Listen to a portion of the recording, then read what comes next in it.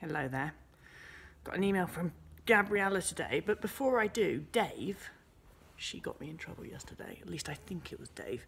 I made some chocolate brownies, and when I say I made some chocolate brownies, I mean I opened a packet and I added the eggs and the butter and whatever you need to add and put it in the oven. And took it out the oven as well, when it was cooked. Not before, but a little bit before, because I like them underbaked so they're all squidgy. But anyway, so when it was almost cooked, I took it out the oven. And I put it on the side, and then kind of forgot about it. We went out and did something, and then we came back, and there were cat prints. There was this little cat walking prints across the brownies. My husband was furious. I thought it was hysterical, and And then when he got really mad, I found that even really. When he gets really mad because one of my animals does something, I don't know. I just can't. I find it really funny, and then he gets really mad because I'm laughing. I'm like, it's cat paw prints, not going to hurt you. Anyway, so Dave got me in trouble, not for the first time. Right, here's Gabriella's email.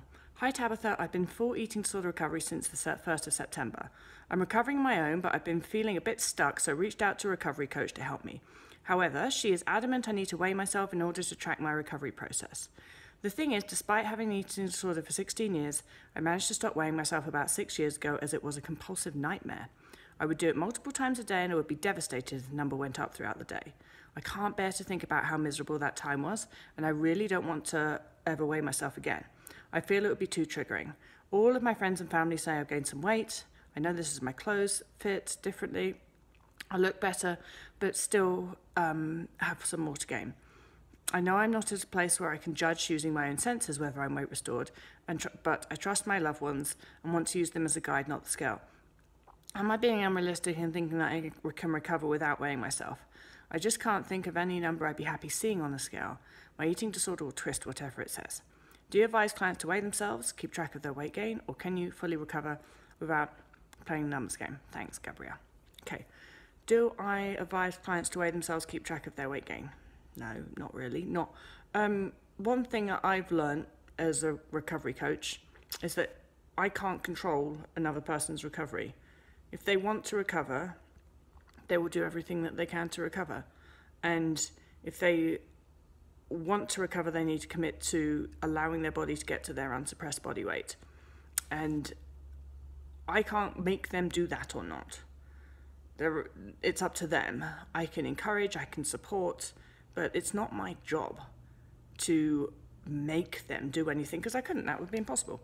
So if somebody is asking you to weigh themselves, I guess it's because they aren't trusting that you are going to eat enough food to gain weight appropriately, and they want to make sure that that's happening because they don't trust that it's happening. And as what I've learned is that if that's not happening, weighing someone's not going to make it happen. I know that from my own self. My mother went through a stage of weighing me. It didn't make a slightest bit of difference. It didn't make me eat more. It didn't make me gain weight. It didn't make me recover.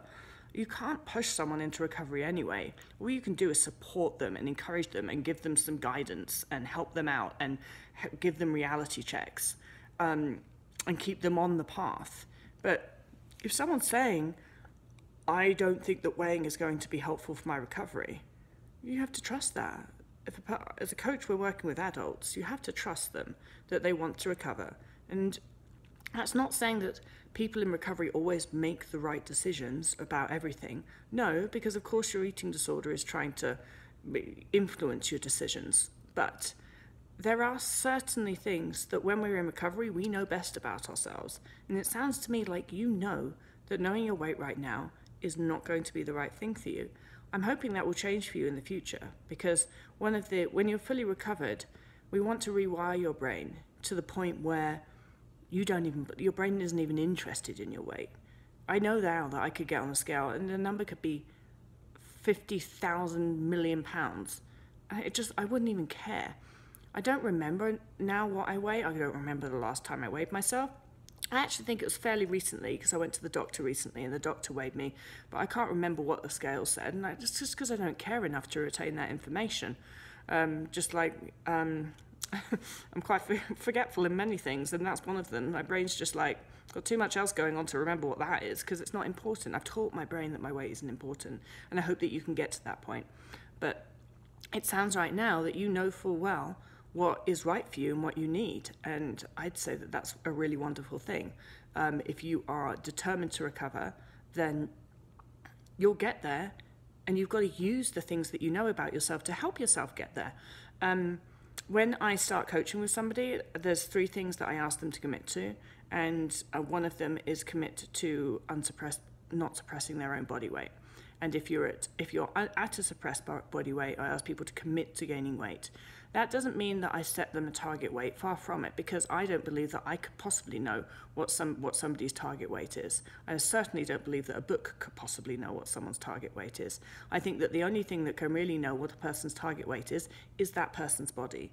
And so the process of recovery, and what I try and help clients do, is understand that they have to trust their body to get them to the weight that their body thinks that they need to be, because only their body knows what that weight is.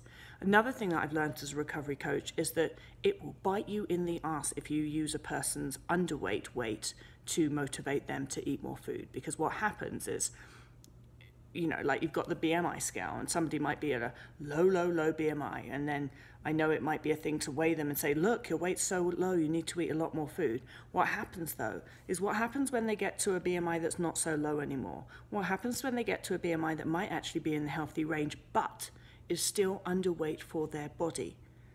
It's going to be difficult to use that information then to convince them that they still need to eat more and gain weight. And that's the problem with that, because you can be underweight at any size. If somebody's natural BMI is 24, then what are you going to tell them when their BMI is 23, but they're still showing all of the signs of malnutrition, of being underweight, they've still got an active eating disorder, and you can no longer use that number on the scale to tell them that they're underweight. So we cannot use weight, the number, as an indication of recovery. We can use it as an indication that things are going in the right direction, but that's just about all. It's about as useful as using someone's period coming back. That can be all over the place. And some people don't even lose their periods and they're very sick. Some people don't get very underweight and they're very sick. You can be underweight at any size, and it's very important that people get that. It's really important that you get that as well, because when we understand that a person can be underweight at any size, it comes back to, well, how do we know if someone's recovered or not? And it comes back to, we just have to trust that person's body, that if they keep eating, that person's body will get them to their optimal weight. And when they get to their optimal weight, you'll start to see the mental state shifts of a brain that no longer believes that it's in a place of scarcity, of a brain that no longer acts as if it's in energy deficit, and a brain that no longer basically has an eating disorder. So also in my book, I've got the mental state markers of recovery, and I think that anybody who's helping a person recover, you've got to look at those mental state markers, because a person's weight won't tell you if they're fully recovered or not, but the mental state markers will, because that's what we're going for in full recovery. We're going for freedom. We are going for mental freedom. And if a person has gained some weight and they're in their healthy BMI range, whatever that means, but they're still just as fucked up in their head, they're not recovered. You can't use weight as a guide to health. It's just this thing. And I don't believe that really there's any information that the number on the scale can give us that's particularly helpful. Because if somebody's drastically underweight, significantly underweight, like, you can tell from looking at them, that's true. But not every person with an eating disorder is drastically underweight. Most people with an eating disorder, you can't tell from looking at them. So how helpful is that? And you certainly can't tell what a person's mental state is, and you can't tell if someone's restricting or not just because they're not significantly underweight. So if somebody's at a suppressed body weight, but that suppressed body weight isn't significantly underweight, they could be restricting food heavily. You pop them on the scale and that says, oh, their weight's fine, what are you going to do? Be like, oh, well, you must be recovered because your weight says so. Despite the fact that you're completely restricting everything, you're purging, you're compulsively exercising, and you're really anxious about food, and you can't go out for a meal, and you're absolutely lonely because you're completely controlled by all these rituals. The scale says you're okay, so you're fine. Like, how is that number helpful? It's not helpful. We have to concentrate on the mental state markers. Anyway, Gabriella, I hope that helps.